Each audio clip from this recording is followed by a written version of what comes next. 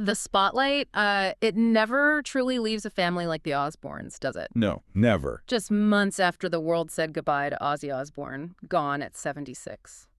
The family faced another, well, quieter farewell, but one that really resonated. Yeah, heartbreaking.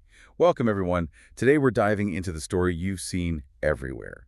The Osbournes say goodbye to beloved Elvis. We're looking at the sources, the timeline, the whole emotional reality of it. Exactly. This deep dive is all about understanding that timeline, the public reaction, and why the second loss, so soon after the first, really captured everyone's attention this week.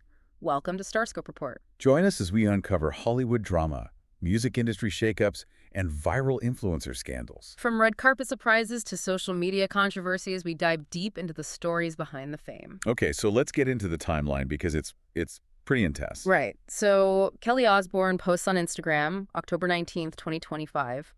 Her dog, Elvis, has passed away. And here's the thing, Ozzy died at the end of July. So we're talking less than 3 months later. It's incredibly close. Wow. And Kelly's post was very personal, wasn't it? She called Elvis her guardian angel. Yeah, she did. She said he, quote, did not leave my side since my dad passed. Said he helped her through the darkest moment of her life. That really highlights it, doesn't it? How much pets can be, genuine emotional support, especially during intense grief like that. Totally. And what really stood out, I think, was Kelly trying to find some positive light in it. How so? She wrote something like maybe her dad needed him, sort of implying Elvis went to be with Ozzy. Ah, okay.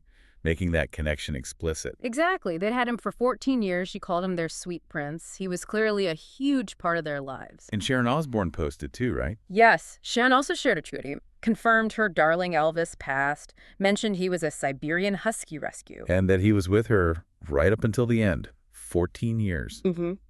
That's a significant bond. It really is. And the Osbournes, I mean, they've always been massive animal lovers, haven't they? Dogs, cats. I think they even had rescue pigs at one point. That's right, yeah.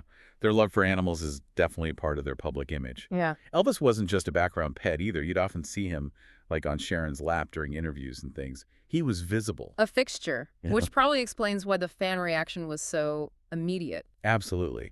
And what's interesting is how the fans really echoed Kelly's sentiment, that narrative she put out there. About Elvis going to be with Ozzy. Exactly. So many comments were variations of Ozzy needed a companion in heaven or now they're together.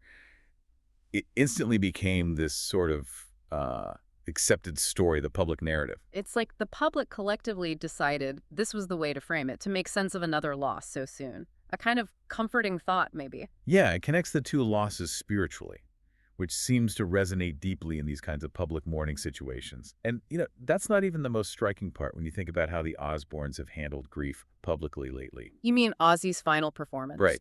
Remember how Jack Osbourne referred to it? He called it a living wake. Yeah. That was such a unique way to frame it. A very public, planned event, a farewell performance. Exactly. A highly public, almost curated way to acknowledge the end of an era, his life, his career, while he was still there. Okay, so let's connect these dots. We have Ozzy's passing, then this very public living wake idea. And then, just a couple of months later, the intensely private loss of Elvis, which is then shared publicly. And immediately gets woven into this narrative by fans, linking him spiritually to Ozzy. It's a real contrast, isn't it? The planned public human farewell versus the sudden private pet loss that becomes public and gets this beautiful, almost mythic meaning attached to it online. It really is. And that brings us to the final thought for you, listening. Yeah. Okay, think about this contrast. Yeah. Ozzy's final concert framed as a living wake, very public, very structured. Then the loss of Elvis' private grief, shared publicly and instantly given this spiritual dimension by fans. Right. Two very different events, two different kinds of loss. So the question is, what does this contrast tell you about the different ways we as a culture process public versus private grief, especially when it involves celebrities in this age of reality TV and constant social media connection? How do we navigate those boundaries? Something to definitely think about. You've been listening to Starscope Report, where we uncover the stories shaping Hollywood, music, and pop culture. If you're loving these deep dives, make sure you hit that subscribe button. Thanks for tuning in, and don't forget to subscribe for more stories that keep the stars shining.